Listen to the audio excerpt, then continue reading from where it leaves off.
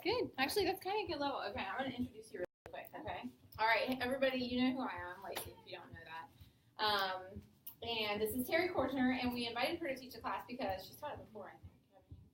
Yeah, and she's an animal lover, and that's her passion is animals.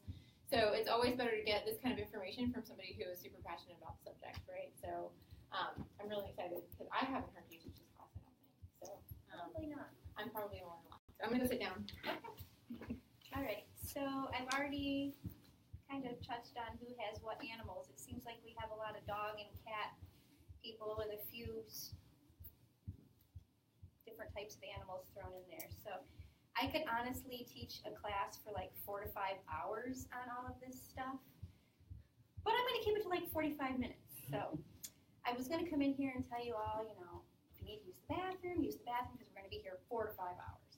No, they'll just panic and they'll get up and run, and I won't have anybody to teach to. So let me just tell you real quick about myself so you can understand who's teaching you about these oils.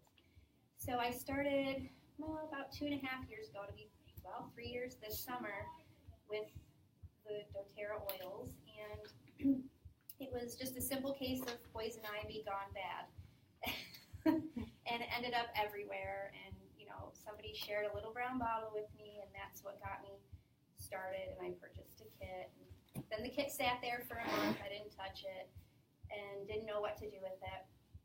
And then I do dog rescue, which is my real passion, and that's what I started incorporating the oils into my dog rescue.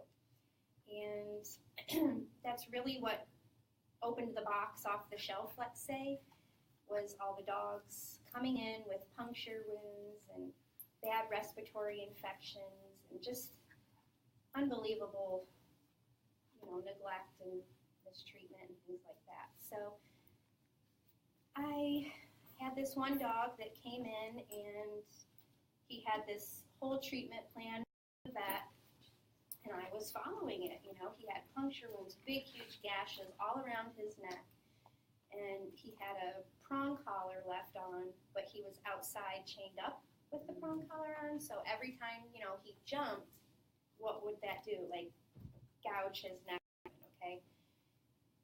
He had punctures in his paws.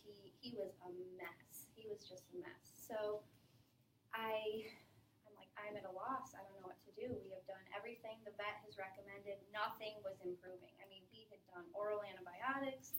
He had done foot soaks. I'm a nurse by trade, and I tried every wives' tale, every nursing measure, soaking it in iodine, soaking it in apple cider vinegar, everything I could think of to help this dog heal. And finally, my friend says, why don't you get your kid out and get the oregano oil out, and, let's see what we can do. Let's start soaking it in the oregano and water. And I said, I don't know. I've done everything the vet has suggested. Nothing's working. I don't know if the oregano's going to work. And she says, well, let's give it a try. What have you got to lose? You've tried everything. So sure enough, I started soaking his paws in the oregano oil, and I made a roller bottle with the oregano diluted, and I was dabbing it with a clean finger, on all his wounds. And within 3 weeks, I am not even kidding you, the wounds were closed and new hair was starting to grow. And he had already done a month's worth of treatments from the vet with no progress at all. So that was huge, and that's what I was like, whoa, this is great. This, not only did it heal my poison ivy, but holy cow, nasty sores. So that got me going, and I'm like, I need to learn about this myself for dogs and cats, and because I had, at any given time, I had more than 20 dogs at my house, and I was crazy, and I don't have 20 dogs anymore. Now I live in a 28-foot travel trailer with my 6 kids, and we just have 2 personal dogs and 1 rescue dog right now, and that 1 rescue dog is over my limit. So if anybody's looking to adopt a boxer, feel free to talk to me after class. And we have 1 cat right now. But I have experience with horses, and I grew up with horses, and my sister has a horse farm, and she's used the oils for her horses quite regularly, and I've got some good stories for that when we get to horses. But I'm going to jump right in, and it's going to be a brief overview. You know, there's oils, there's like 10 oils that I would recommend and that lots of vets recommend for all these different animals, but there's no way in 45 minutes that I can cover the top 10 oils for every animal that everybody wants to know about and every condition that needs to be addressed. So I'm going to give you a brief overview here. I'm going to start with dogs since that's my passion. And while I'm talking about dogs, let's keep in mind that goats and sheep are very similar to dogs, okay? So in my arsenal of dog oils, frankincense, lavender, and helichrysum, and breathe lime and thyme are my must-haves. Like, I make sure that I never, ever, ever run out of those. And frankincense is great for so many things. You can put it under their tongue.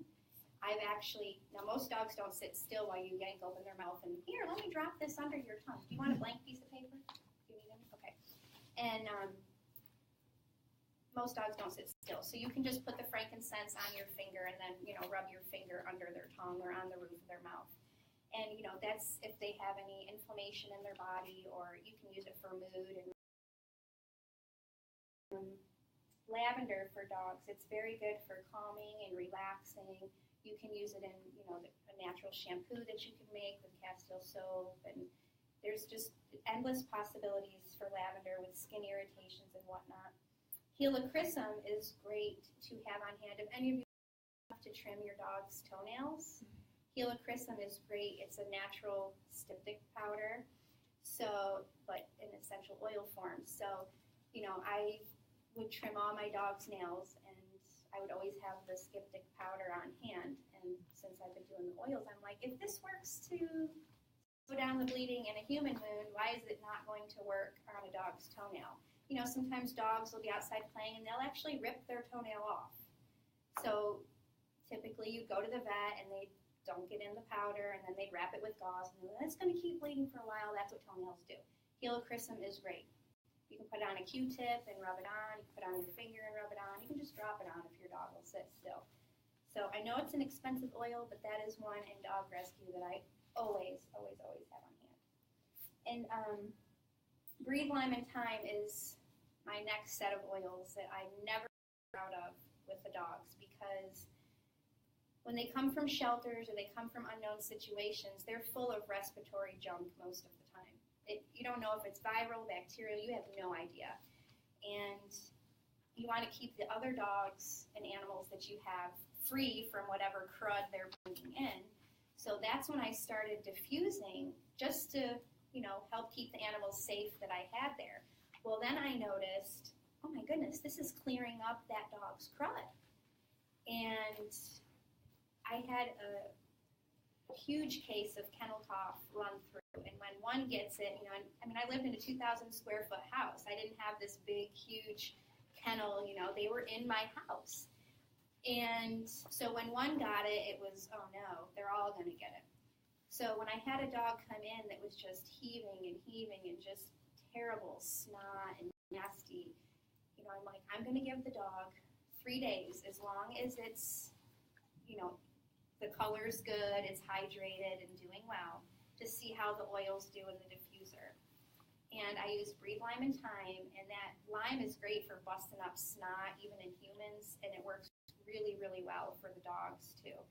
So you just put 2 to 3 drops of each oil in the diffuser, and I would put the dogs in the crates so I could put the diffuser in front of each crate for 20 minutes. And they always say, give your dog an animal that you're diffusing and out. Don't lock them in a closed bedroom, with the door closed or whatever. So I would put it in it was a wire crate, so there was air all around, and it was in a big room. And I would just put it in front of the crate for 20 minutes, and we literally would move down the line. And not one of those dogs needed to be seen or get put on steroids or anything like that. And that has been my go-to. Anytime a dog comes in, breathe lime and thyme is in the diffuser before I even pick up the dog. And then every dog for 3 or 4 days gets breed lime and thyme in front of their crate, just as a preventative, just in case they were brewing something or whatnot. And we use it in our kids too, anytime they get issues. You can actually put lemon in your dog's water to help purify their system. You can just, if you've got a stainless steel bowl or a glass water bowl, you can put a couple drops of lemon. You can even do lavender in their water bowl for calming. I had one crazy dog who just was, he had never been inside, never been around people, and I'm telling you, this dog just bounced, like, nonstop. And I thought, I'm going to put lavender in it. Sure enough, it really did calm him down a little bit. He was still crazy, but it was manageable crazy. Literally, it was great. And now remember, let's see, xylitol, okay? I've gotten a lot of questions about, can I give my dog Tri-Ease soft gels for allergies? Can I give them probiotics? Can I give them the On Guard beadlets or the peppermint beadlets? Don't give any doTERRA product that has xylitol in it because dogs cannot have xylitol. It's toxic for them. It builds up in their system. It's not good for their liver and kidneys. So just a couple of the things that I've been asked about was the beadlets, the Tri-Ease soft gel, the PB Assist Junior. Do not give. I know you think it's convenient. It's in powdered form. I could just sprinkle it on their food. You're better off to take the regular PB Assist in the capsule form, put it in a pill pocket or cheese or peanut butter, and give it to your dog that way. And that's how I give my dogs probiotics, is the double encapsulated, not the powder. Do you do that all the time? Not all the time. Just when I see that maybe they're getting some stomach upset, like if their stools become loose for any reason at all, whether they got into the garbage, whether somebody gave them a treat and it reacted with them, or just, dogs get stomach bugs just like humans get stomach bugs. There could be no real reason other than to have a stomach bug.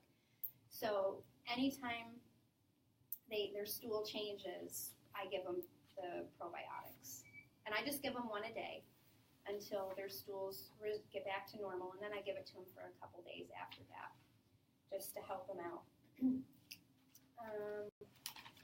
Cats. Who are my cat people? We have a couple people with cats. So, cats, I get asked all the time, I read everywhere that you can't use essential oils for cats. It's toxic. My cat will die. Will my cat die? I'm not going to do the oils because my cat will die. I'm serious. I get emailed this and messaged this all the time. Can I use oils with my cats? And it's a real fear. But I have some good information for you guys. So cats, they do lack an enzyme, okay, that helps them metabolize stuff through their liver. So cats can get toxicity from all sorts of things, plants, foods, treats, not just essential oils. So with that being said, the oils that you should never use in a cat topically or internally are the oils that are high in phenols or eugenol, okay? Those, I'm going to list them for you, so if you want to write them down real quick. Basil, birch, cinnamon, clove, fennel, melaleuca, oregano, peppermint, thyme, and wintergreen. And also oils that are high in the D-limonene, which is the citrus oils. So these oils you don't want to use topically or internally with your cats. Very good news for you. You can diffuse everything. Oh, you can? You can diffuse everything. In a water-based diffuser only. You don't want to use the cloud diffuser or diffuser like that because that's too potent for your cat. And with cats, you definitely want to make sure they're not locked in the bedroom. You want to make sure that their food and water is not in the same room that you're diffusing, because think about it, the oils are in the air, they fall, it can get into their food and water. So you need to make sure you give your cat, more than your dog, give your cat an out. And cats are awesome with oils and the diffusers. When they like it, they will crawl right up there next to the diffuser, darn near sleep on the diffuser. And, they'll put their head right in the mist if they like the oil that's coming out. So I have some people on my friend's team who their cats they literally look for the diffuser and they follow them around while they're getting the diffusers ready. So, somebody has a question online about the Tri-Ease. Okay. She said, is Tri-Ease okay for dogs? Because it doesn't have xylitol, so it is, right? Tri-Ease does have xylitol in it, or it has malitol. Okay. So malitol, there's controversial information about xylitol and malitol. They are different, but they're chemically similar. So some vets say better to be safe than sorry, just steer clear from the malitol. And some vets say, well, it's not xylitol, so go ahead and use it. I personally, it's very similar chemically, so I don't do it. The Tri-Ease soft gels, it's lemon, lavender, and peppermint. So you can use lemon, lavender, and peppermint straight from the bottle and put it in an empty gel cap, an empty capsule, and give it that way. Just, to be safe than sorry. For cats, you want to dilute. If you do need to apply oils topically to your cat, you want to dilute. Dilute. So 1 drop per teaspoon of carrier oil, just like you would for an infant. Now, I know a lot of us with infants say, well, I don't dilute my oils for my infants, and it's your baby, you can do what you want. But for cats, they can't cry out to us. They can't, it's harder to tell with an animal they're covered in fur, so it's harder to see if they're getting a reaction. And sometimes they'll look normal and there's issues, metabolizing something. So just dilute. And topically and internally with your cats should be done sporadically. It's nothing that you should do every single day, 3 times a day, or anything like that. Save the topical and internal use with your cat for a crisis type situation, because most of the time you can take care of just about anything diffusing. Our aromatically is very powerful. So, does anybody have questions about cats before I move on to fish? Just didn't know if there was anything specifically for diabetic cats, or if there's something that's good or bad, or any place I could do research on that.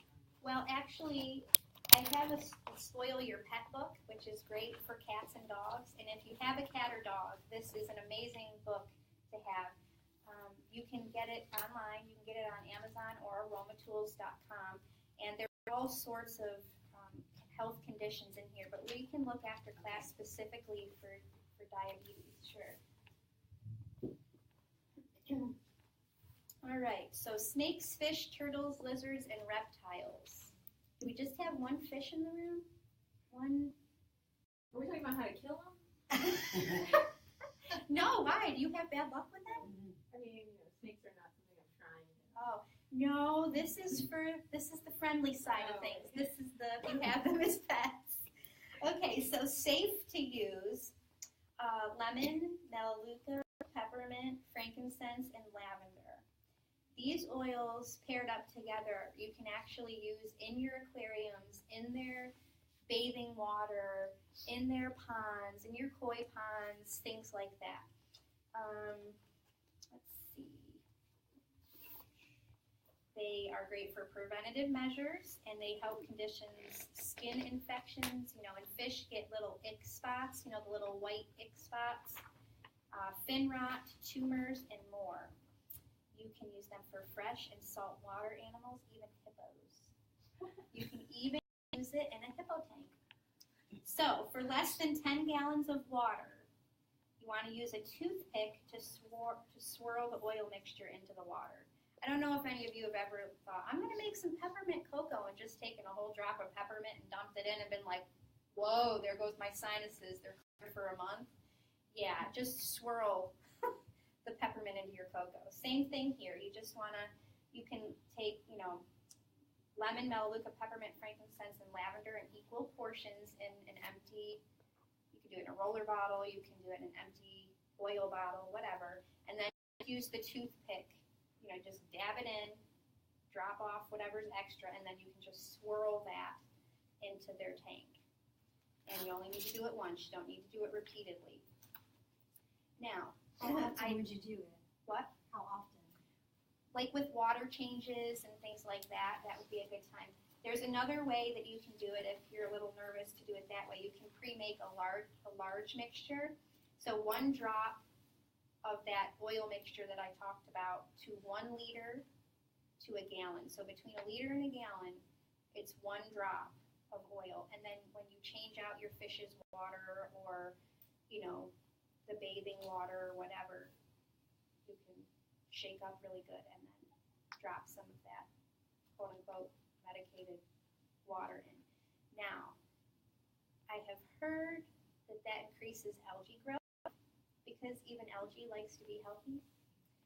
So if you're trying to fight algae, just keep your fish bowls and stuff away from sunlight because sunlight is huge for growing algae. Now, specifically, you don't want to let your fish, ingest droplets of oil. So never, ever, ever just take your oil bottle.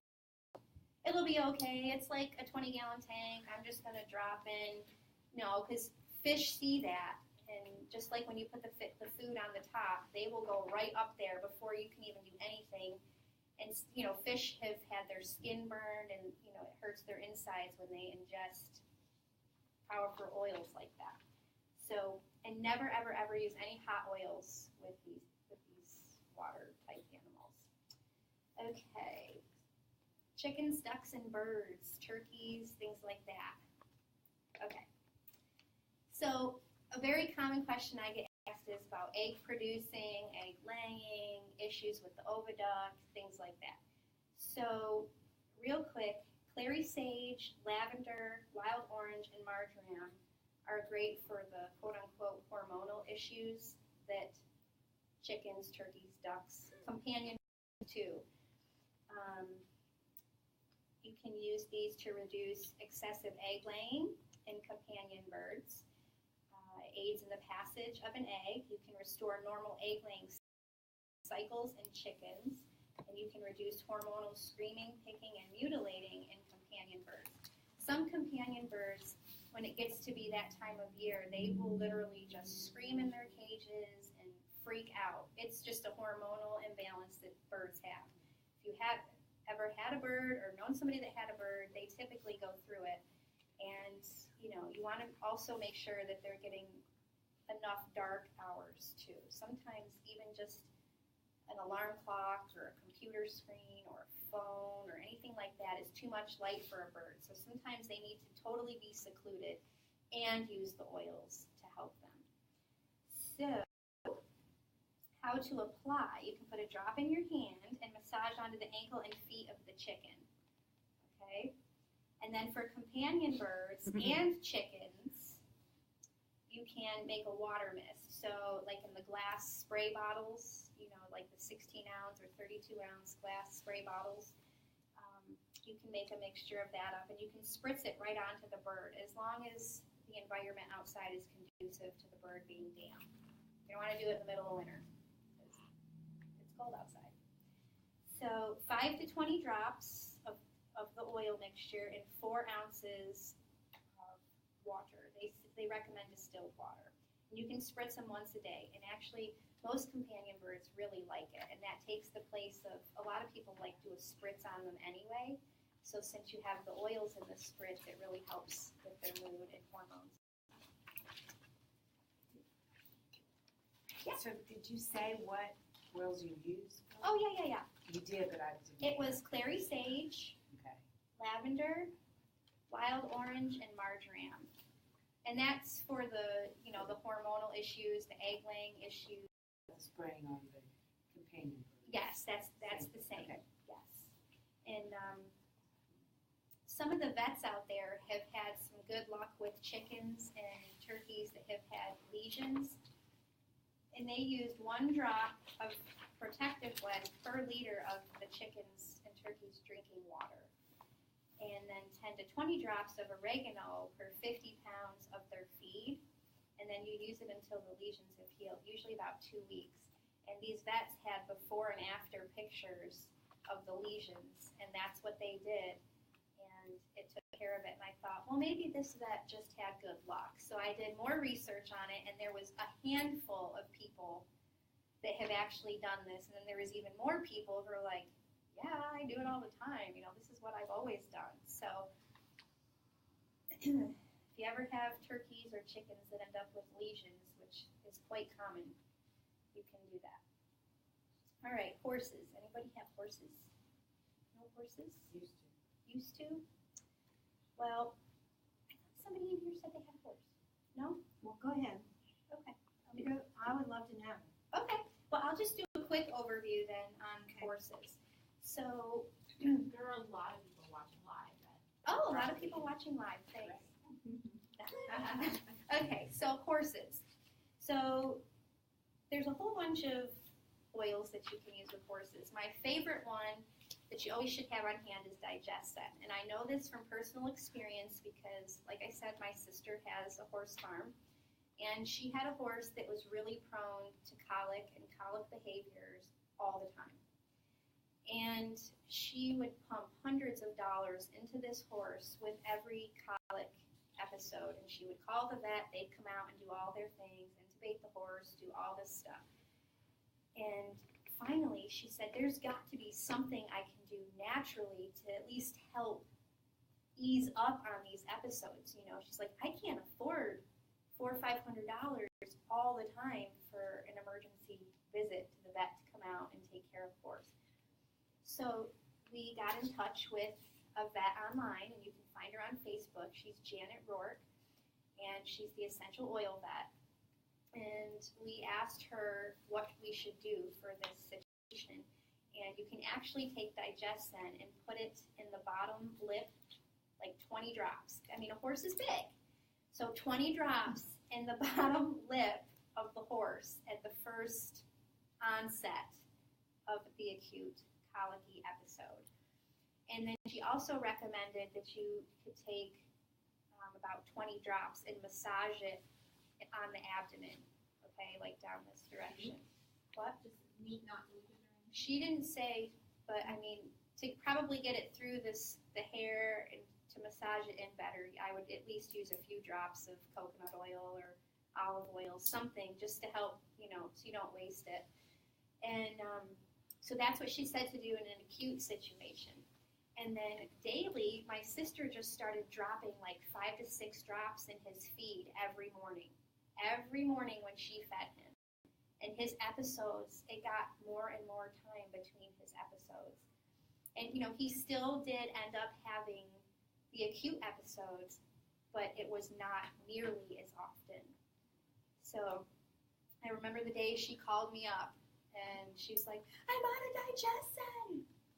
I literally went over there, and I'm like, this is what I got in my purse. And we're, like, dumping the last few drops of my Digestin into the bottom lip of the horse. So, and she's dealt with all sorts of wounds and things like that because she's taken on some rescue horses as well.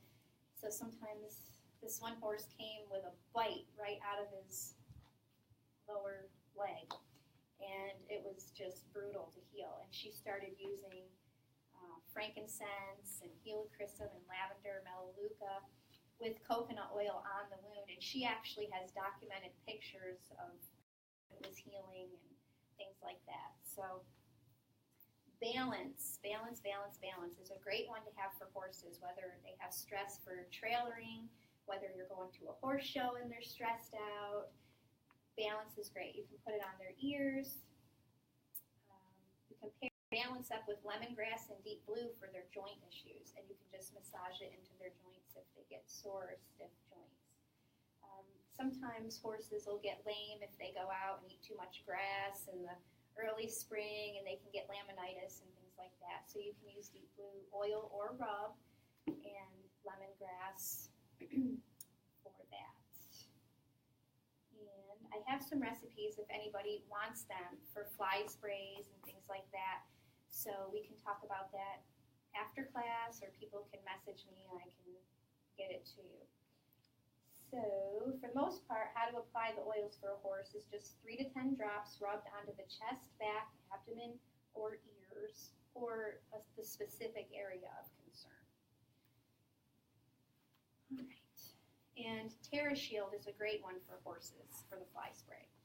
You can pretty much just take that and apple cider vinegar, whip it up, and keep it out of the sun and keep it in the dark bottle, and you've got your natural fly spray.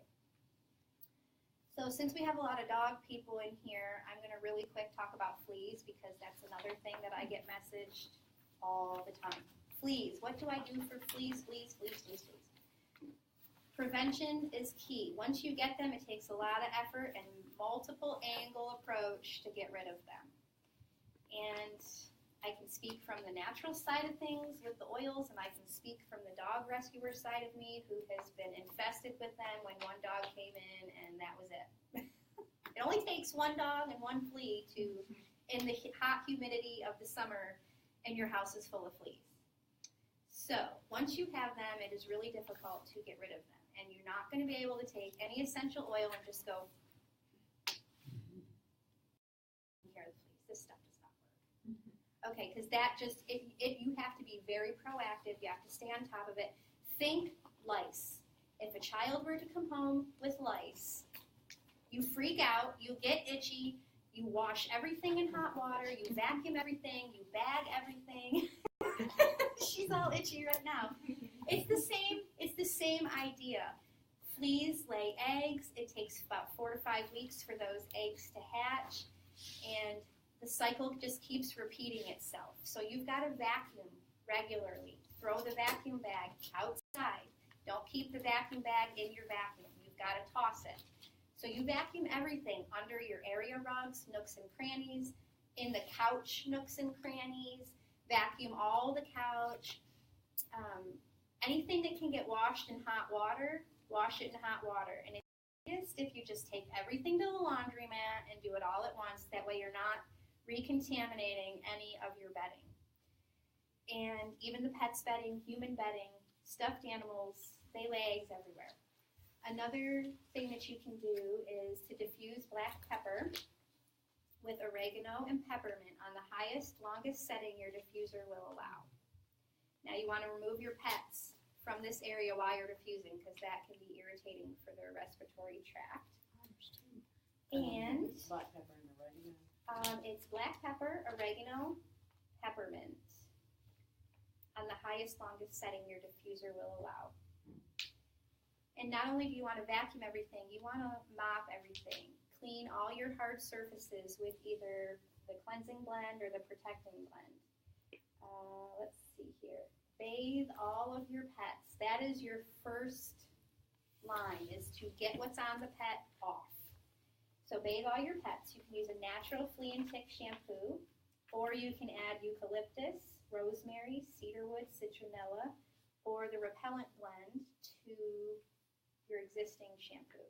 Now, I will tell you that Purify has citronella in it, and it is really great to use. If you're adding it to a shampoo, Purify is great for that. Diatomaceous earth, you want to use food grade.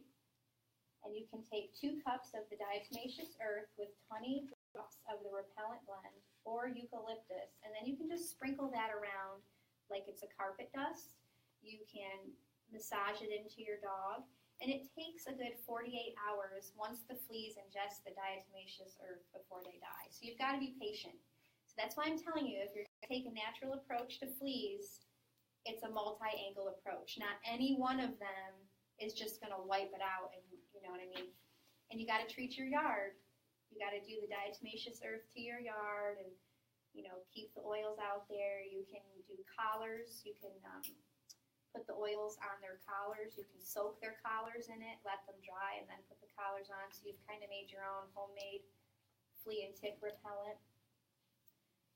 You can put flea traps around a shallow pan with dish soap and water, and the fleas will actually jump into it.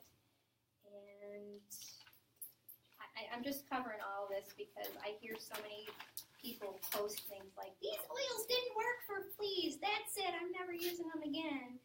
And fleas are hard to get rid of. Even if you use medications from the vet, it takes months to get rid of a flea infestation, even with pills from the vet and topical medications from the vet. You got to break the cycle. And a dehumidifier. If you have a space in your house that is humid, the fleas hatch when it's humid. So get a dehumidifier. That will be your best friend. Mhm. So a lot of people say, well, how do I know what oils to use on my pets when? Does anybody here have an iToby? Does anybody here not know what an iToby is? What is it? Okay. It's a little, I didn't bring one, but it's a little thing. It's about this big, and it's, do you have yours? Mhm. Cool. And it's got two little probes on the back of it, and it works with the bioimpedance in your body. So it electrical impulses, things like that. And you can scan humans with it, and you can scan, here we go, thank you.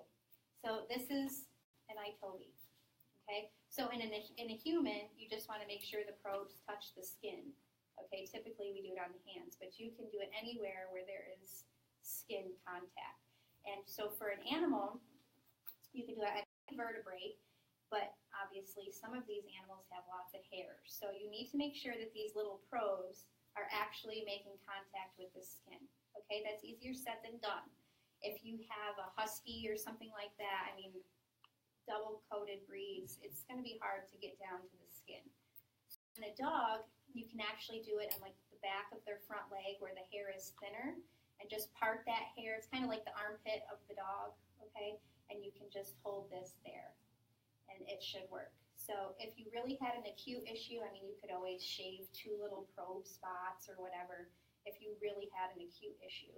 Or if you just don't care, just shave the spot. So for cats, they're front paw pads. If you have a cat that'll, they can sit on your lap, you can scan them by their front paw pads.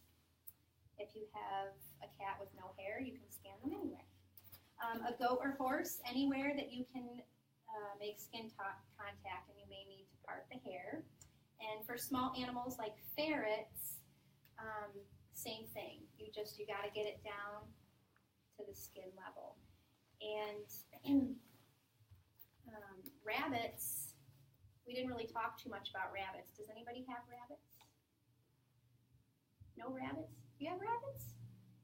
No rabbits? Like majorly allergic to rabbits. Oh. Well, just real quick, rabbits have a really sensitive respiratory system, and the way they digest things and such is a little bit different. So you want to be careful with the rabbits and the oils. You can use them and digest it. Oh my goodness, Digestin is great for rabbits, and it helps them with parasites and all sorts of things. But since nobody has rabbits, I'm not going to get too in depth with rabbits. But Would that be like guinea pigs too? yeah, and for any small animal like that, you want to dilute the oils that you're using like you would for a cat. I mean, they're really pretty small, so you always want to make sure you're diluting. And another really important thing is, which I didn't touch on because I just assumed everybody here had oil experience, and I should have asked if anybody here did not have oil experience. But you want to make sure you're using top-end, high-quality, certified pure therapeutic grade oils for your pets, because so many people think that it's their pet, who cares? They can just go to the drugstore and buy the oil off the shelf. It says natural. They can go home and make their natural shampoo with it or whatever. Well, you might as well just spray them with your Estee Lauder cologne, because that's essentially what you're doing. And animals are very sensitive to smells and synthetic things. So if you're going to take the time and effort, because it is effort to do things the natural way with animals. It's not an instant fix usually. It takes repeated doses and monitoring, and like with the fleas, it's a constant effort. So if you're going to go through the headache of putting all that effort in, you might as well buy a good oil where you don't use that much, and it's safe for your pet, and they can metabolize it. And an oil that constantly gets scrutinized is Melaleuca. And I get messaged all the time, can I use Melaleuca on my dogs? Can I use Melaleuca on my pets? I read that Melaleuca is toxic, it's going to kill. I read this article that this dog died because they used Melaleuca. Well, when I first started using the oils on my pets, naturally I wanted to know. So I did all this research on Melaleuca. And most of the dog deaths and animal deaths that were out there from Melaleuca was not from 1 drop, was not from 2 drops, was not from 5 drops in a diffuser locked in a room. We're talking 15 milliliters to 30 milliliters given internally to a dog over a period of a couple of hours. So research is key. You know, I don't expect everybody to say, well, I have this precious animal, I'm just going to take this chick's word for it. You know, do your research. There is a lot of good oil vets online, on Facebook, that have wonderful information. There's an animal desk reference that you can get for essential oils. There's the Spoil Your Pet book for dogs and cats. There is so much information out there. So don't ever feel like, I don't know how to use these oils for my animals. What do I do? And the information's out there. Don't get scared off by one article that somebody shares on Facebook. Take it with a grain of salt and then do your research. Ask questions. Post in one of the Facebook groups. You know, I'm in all of Lacey's groups and, you know, all the up groups, and I get tagged frequently in animal questions, and I don't mind. Sometimes I don't have the answers. Sometimes I have to look up the answers to help people. You know, I'm not a vet, and I don't pretend to be, but I do have my nursing background, which is awesome for the anatomy and physiology, you know, how the body works and how the oils work with the body. So it's really awesome to just be able to use the oils that way. So yes, Melaleuca, you can use it on your dogs topically, in the diffuser, and internally, and I have used it many times on skin irritations, fungal infections. It's amazing for the fungal infections. I just would take the extra virgin coconut oil with the Melaleuca and I would massage it into the skin. And if there was a really bad spot, I would just put 1 drop right there. And I personally did have an issue with one dog one time with Melaleuca, and I was in a hurry to get the treatment done before I left the house. And I literally was like one of those people online that you read about. I gotta go. And when I came home, you know, I put the dog in his plastic crate, you know. So it wasn't even a wire crate, it was a plastic crate. And when I came home, the dog, I took him out of the crate to take him to the bathroom, and he was all like, and I went, oh my gosh. And I could smell the Melaleuca that was on the blankets, and he was lathered in the coconut oil. His skin looked great. His skin looked great. And I thought, oh my gosh, I'm going to be one of those people. I'm going to have to take this dog to the vet and tell him I used Melaleuca. And then the nursing side of me kicked in, and I said, now wait a minute. Think about what it does. He didn't use this internally. It was just on his skin. Even though it is the largest organ of the body and it still soaks in, it's still different than taking it internally. So I said, well, we're going to take the bedding out of his crate. I'm going to wash it. I'm going to take him for a walk. We're going to loosen up his muscles. And in a few hours, he was fine. There was no residual effects. It just, neurologically, he had just breathed in and a little too much had soaked in. So He loved it. I mean, right? How would I know? well, I mean, he was acting fine. Like, it did not affect his behavior. I just could tell muscularly that it had affected him a little bit muscularly. Now, he was a smaller dog, even though he was like a pocket pit bull. You know, I was in a big hurry that day. So that was my lesson to myself that I'm sharing with all of you. Don't ever be in a hurry when you're using the oils with your animals, because even though the oil is safe to use and so many people can use it safely, you know, too much at one time, even for a 40-pound dog, you know, it can be too much. So just be mindful. Always start with less, just like we tell with people. Less is more. Less more often. So does anybody have any questions? Did you have a question about pigs? Itchy, dry skin. Itchy, dry skin. And it's a miniature pig. On a miniature pig, like 10 pounds? I don't know You exactly. don't know exactly. Yeah, I would say probably. Well, miniature pigs aren't really supposed to be miniature pigs. They just market them as miniature pigs. So, a 10-pound pig could really end up being 35, 45, 55, 60 pounds. But while they're just little, and they actually do look miniature pigs, you can use frankincense. It's great for the skin with some coconut oil. And frankincense is great for all of the animals that we have discussed. I mean, it really is the king of all oils because it is safe for all of the animals that we have discussed. And, whether it's for their mood or for their skin or for their hormones, you can use frankincense as well. What about heart issues? Heart issues, like what kind? Like heartworms or? More like congested. Well, you want to think what causes congestive heart. You're talking more fluid on the heart. So you want oils that are going to help get fluid off. So cypress is a good one for that. Does your dog have swelling anywhere? And they're tiny. The dogs are They're tiny? Yeah, one is 6 pounds and the other one is 9 pounds. So you definitely would want to dilute too, just because they're really small. Really small. And frankincense is great for inflammation too. And most of the time when any dog or human has congestive heart issues, there's inflammation in there as well. So frankincense would be great with that. and cypress. Cypress. Diffuse it. I would probably apply it topically over the heart area. You could diffuse it, but I think it would be more beneficial topically. They have heart murmurs. Heart murmurs. So would that change it? I'm not a vet. I don't know. It's not going to, take the heart murmur away. Right. That's usually a defect. Would it make it worse? I doubt it.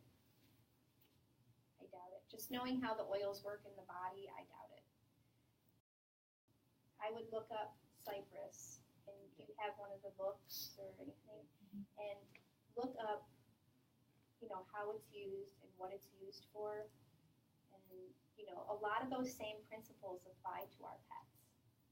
So you can look up in your books the oil and then go, oh, okay, well, it recommends this for this issue.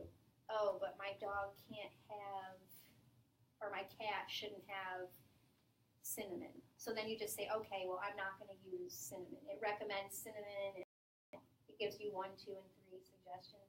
So just don't use, if it recommends something like that, just don't use the oils you know specifically not to use in that species. But I did give you all the dog and cat tear sheets and then the reflex points for the dogs. And that's really awesome to give your dog a massage. And it lists down here eyes, ears, sinus, liver, brain, things like that. And then it gives you all the points. So that's awesome to massage the oils into those places on the dog's paws. And this is for humans, but they do make them for dogs and cats. You can get them on aromatools.com. One side will say dogs, the other side will say cats. And it'll look just like this. One side is orange and one side is green, and it'll literally list out all these health concerns and all the oils and how to use them for those concerns. And I think they come in a 10-pack, and they're not really that expensive. I think they're maybe like $3 or $4 for the 10-pack. So, if anybody wanted to get in on a group order, that would be the time to order your little pack of sheets, not spending a ton of money. Yeah, this is for humans, but they make them for dogs too. Which website? Aromatools.com. There's a question, I'm sorry, just about allergies, about pollen allergies on the, online. Somebody's asking about Like pollen. for a dog? Dog, For a dog. 7-month-old.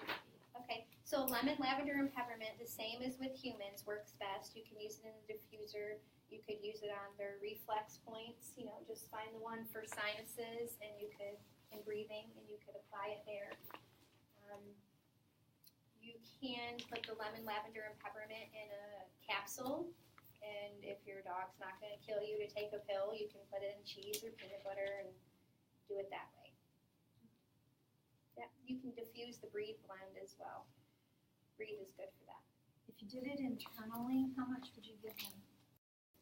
Well, I always start with One. one drop of each oil in the capsule, and then see how see how it affects the dog. See, and that's just like with birds or anything else. If it says 10 to 20 drops in the 4-ounce spray bottle to spritz the animal, start with 10 drops, because why use 20 drops if 10 works? You know what I mean? And then you always want to monitor your pets. If you've never used the oils on your pets before, you want to monitor them. 20 minutes or so, don't do what I did and just dump them on them and then head out to an appointment. Be around the house to monitor for a good 20 to 30 minutes just to see how they're reacting. Dogs are like humans too. They can have reactions to things just like humans can. So, you just want to keep an eye on them as well. And it's gone. Just wanted to say thank you, and can we post the reflex point chart is there a way to post that? I can get it to you and you can post it or whatever. Yeah, that's fine. So for itchy, dry skin, can you use the frankincense and on dogs, or would you recommend something? Lavender for dogs. I had this one dog. She was my mama dog, and she had horrific skin after she had a litter of rescue puppies in the shelter, and it was years of awful skin. And it's expensive, but I always said I love this dog enough to give her my myrrh. And sure enough, myrrh with coconut oil really helped ease up. And another point, that, since we're talking about skin, some people are really, even though Melaleuca can be used, some people are like, I don't care, I'm still not using it. Arbor Vitae is a great substitute. It's a great for Melaleuca. It has a lot of the skin, the purifying the skin. It's great for breathing and respiratory. So Arbor Vitae is great as a substitute for Melaleuca if your animal you don't want to use it, or your animal's too small, you don't want to take a chance. Arbor Vitae. My daughter has a little Morkie, and I have made her Melaleuca shampoo. That's all she uses, and it has really helped with the skin issues. And my son has a Australian Shepherd, and that is all he has ever used on her since she was a puppy, is that shampoo. Because it's really good for their skin, and Fleas and ticks don't like it, so it's a good preventative for that as well. And I can tell you from personal experience that flies, they will drop dead with peppermint. I had a diffuser of peppermint going in my house, and my daughter took a picture and sent it to me of the fly that had gone through the diffuser and had dropped dead right there on top of the diffuser. So Spiders don't like them either. Spiders do not like them either. I have not had to use them with spiders. I hope I don't ever have to.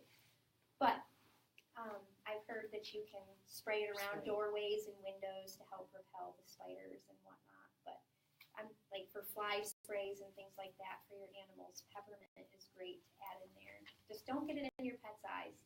Peppermint is not good in the eyes. So does anybody have any other questions? Did you mention ticks? Oh, ticks. I knew somebody was going to bring ticks. Okay, so the whole peppermint thing going around the internet where you can drop the peppermint on the tick, I personally, have you seen that? Yeah. Have you seen it? Okay. Well, there's a video going around where there's a tick latched on and you can take the peppermint and I personally have not had to do that yet this year. I always just use the tweezers and get the head out. But I can tell you, even with tweezers and getting the head out, you can still end up with a tick infection. And I've been one that if happened to, where I've had to go and get treated for the nasty stuff that's happened from the tick. So my take is this: even when you take a tick out with tweezers, you're risking that you're going to pop them, and they're going to regurgitate their stomach contents into your skin. It happens. I know it's gross, but that's just. And those tick twisters that they have out there, that's just ridiculous. Just use tweezers and pull the dang thing out. But the peppermint, I don't know. I have never used it myself. It seems plausible that it would work. As with anything, until you've done it, I don't know if it would cause the tick to ingest its stomach contents into your skin or not. But I would think that even if it did, you've got the peppermint oil on your skin. That's what the comment on the internet was. So Even if they do, you've got your oil on there. you've got the oil on there, and you just, if for some reason it were to happen, even if it pulled out all the way, at least then the head is still attached, and you don't have to go fishing through your skin to get the head out. Because you can combat the tick-borne illness, from its stomach contents with On Guard and things like that. Oregano, frankincense for the inflammation. I'm just not even concerned about ticks anymore because we do tick checks every single night for dogs, for kids. Like, they come in, I'm like, tick check, who's first? I mean, it's just become our way of life. They're dogs. They run everywhere. I've had 2 drop on me already this season. And I was like, ugh. When I first moved down here from New York, I was petrified. Anytime a tick got on me or was on the dogs, I was freaking out. I'm like, these things are gross. They're like spiders. And now I'm like, like, I've been down here since 2008. I'm used to it. See ya. And, but, for ticks and animals, you want to be checking their armpits.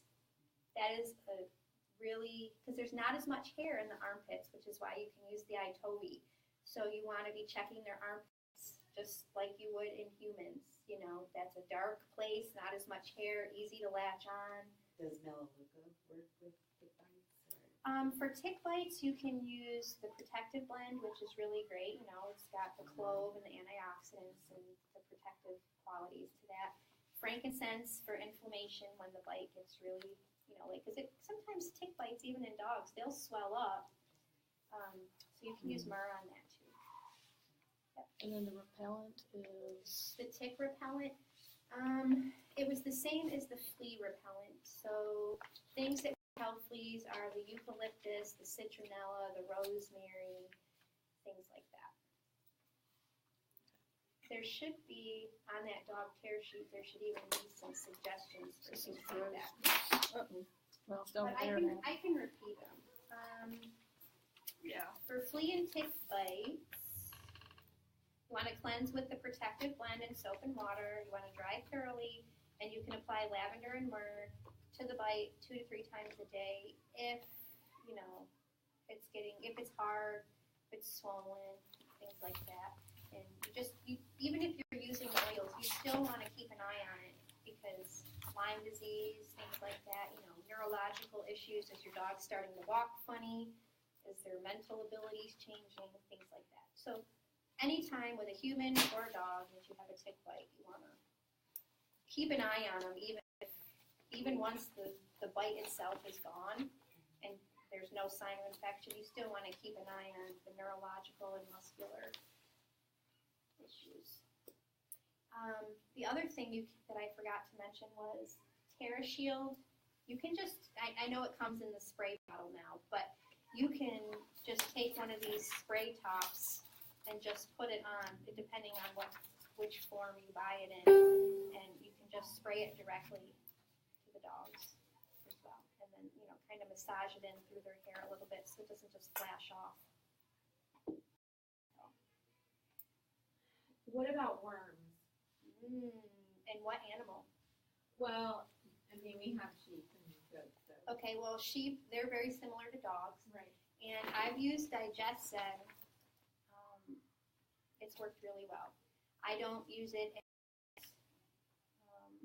If a dog were to come into me and they were like nasty, infected, things like that, it would take way too long. When the dogs come to me, they're skinny. They need like immediate. But just for every few weeks or whatever, I do the Digest-Sen. Dogs don't typically like it in their food, and they'll typically eat every piece around, and they'll leave the one piece that's Digest-Sen touched. So I got wise and I just said, you know what, I'm done with this. Just put it in a capsule and, have your dog swallow it. And you want to make sure with the capsules,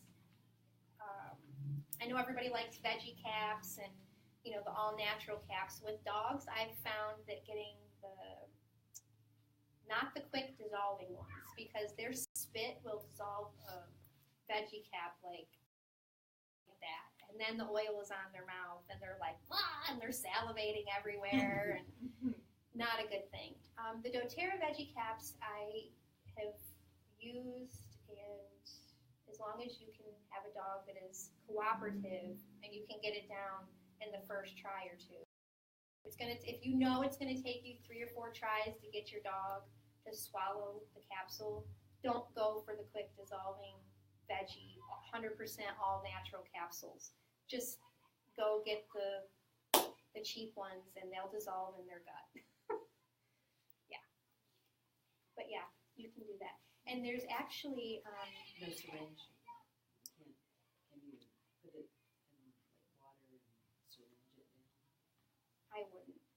Because the oils, I've put digestin under my tongue, but think about the oils are going to be touching everything on the way down, and water doesn't actually dilute the oils. So I wouldn't do that. Not for a pet. I wouldn't. I would put it in a capsule. You could put it in coconut oil, so it's diluted in the extra virgin coconut oil, because dogs love that. It's sweet to them, and that in and of itself has good qualities for worms and things like that. And diatomaceous earth is great for worms. You can worm your animals with that as well. I don't know what that word is. Diatomaceous earth, it's like a powdery, what does it come from? Shells, I think. Shells? So it's broken shells and the tiny little slivers on it that cut the worm Mm-hmm. or the parasite or whatever. Yeah. And help. You Or can- ticks, it kills those kinds of things. You can eat it, you can drink it. As long as You you get the cannot food breathe grade. As long as Yeah, you as get long the as food it's grade. I use it in my chicken coop. Mm-hmm. I dust my chicken coop with it every time I clean it out. It's down. And, for chicken coops, for cleaning them out, you can use the oils to help, spray out in there. And you just make sure that your chickens aren't locked in there once you've sprayed. You want to give it time to air out, and whatnot. Did I answer your question? Digestin? You can use oregano too, but you're going to want it in a capsule. But as a preventative, I think it's okay. Digestin would be the preventative. Oregano would be the go-to, in my opinion, if they had an active, you can't see hookworms. So typically, if your dog is really skinny and you see blood in the stool, it's most likely hookworms. And it takes weeks to break the cycle. Once you do it, you got to do it again in a couple weeks, and you got to pick up poop. If your dog eats poop, it's just going to reinfect itself. And which is how a lot of animals get infected with it in the first place. Animals eat poop. I'm sorry, they do. They do. Any other questions? Oh, this would be great. Okay, great. Well, if anybody ends up with questions later, feel free to ask in the Oil Dorks group or whatever. Somebody can tag me in it, and I can help you out. I just thought of one. Sure. Would you give a dog or sheep or goat GI cyst? I have actually done it before. It's got the oregano in it and the caprylic acid. I haven't read anything anywhere that says any of those ingredients you cannot give. What about Terrazone? I do give Terrazine. How often? It depends on the situation. Like the same thing with the PV assist, if there's a stomach issue coming on, or if your dog has like brain sensitivities and things like that, you could give it to him every day. Okay. Just like one, you don't need to be Yeah. giving it to them every time they eat or anything like that. Okay, I do have a question about a cat. Okay. Okay, I have 2 male cats and they've never gone outside. And so, one of them had an allergic reaction to the rabies vaccine. And he that close to dying, and it was bleeding out.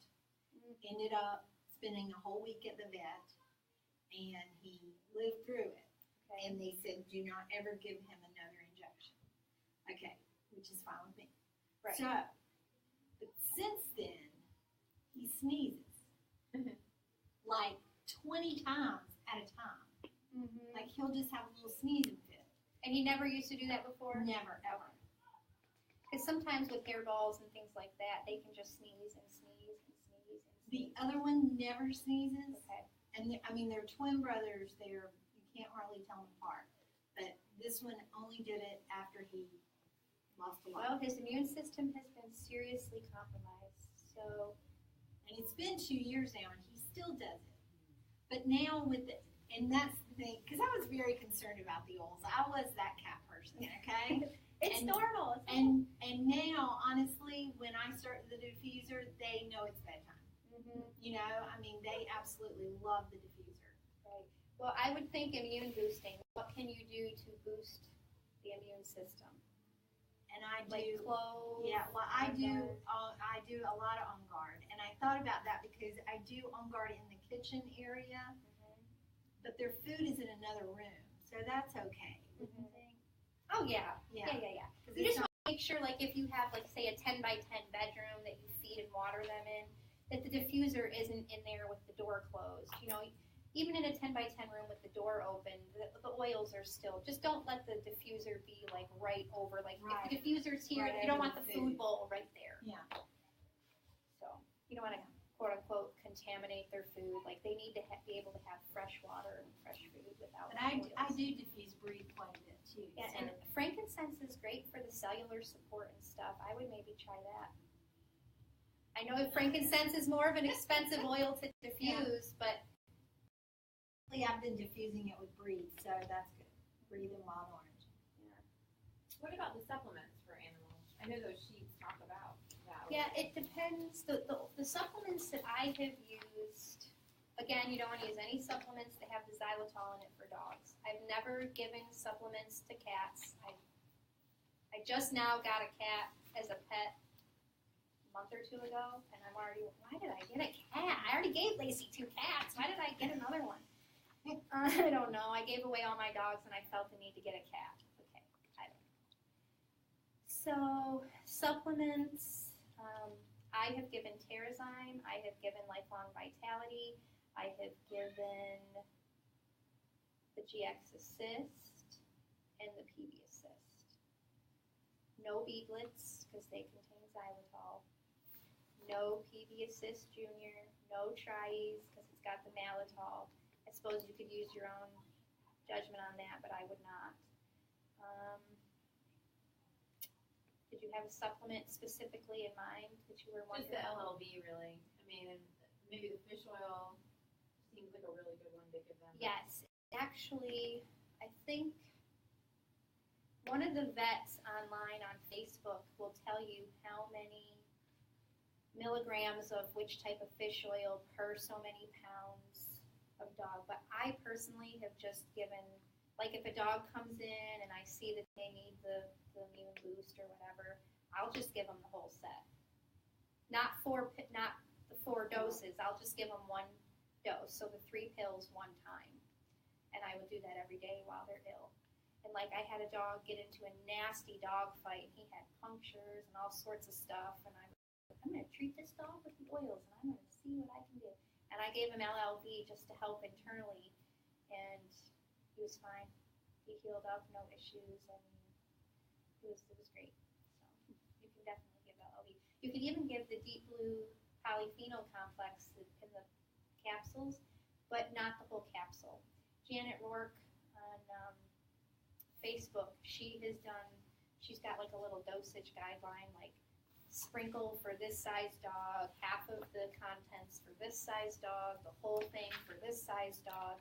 And thankfully, I never had to actually use that. I just will apply the deep blue oil topically for issues. So Has your sister used the LLV with her horses? I don't think so. No, but horses and livestock, they're very similar, I think, people when you're using oils and things like that. But Janet Rourke is a horse person, so you could go on and you can message her a question and she will get back to you. Yeah, but we're talking 1,600-pound Belgians. I mean, she's a horse person and she's a doTERRA person, so. Okay. I've actually seen her do live stuff. Yeah. That's amazing. She's great. She's great. And, you know, when she first started, I think it was, you could ask her questions via private messenger, and that was when compliance was out, you know. So she doesn't mention specific oil names or brands on her page, and no negative commenting is allowed. So if you have a specific disease concern or something like that, just private message her. And I believe there's a fee now. I don't know if it's mandatory now. In the beginning, it was like a $25 fee to ask her a question, like what oils and how much to use, but it wasn't mandatory. I don't know now if it is. I think I saw somewhere that it was like $50, but I mean, think about it. How many questions she must get in a day. And you can avoid a vet fee for $50. Might well be All about it. I mean, that's who I messaged when my sister's horse was in that acute colic and the vet couldn't get right out there. And I mean, she didn't charge me $25. I suppose she could have, but she didn't. So just know that she is a vet, her time is precious, and I'm sure she gets inundated with hundreds of messages, from stupid stuff to serious stuff, and it's hard for her to weed through it all and stay professional when people are negative, you know? So, but she's an awesome resource. She's an awesome resource.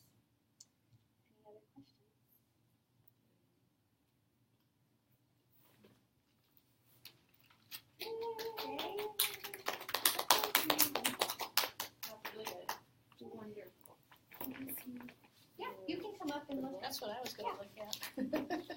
Pass the materials.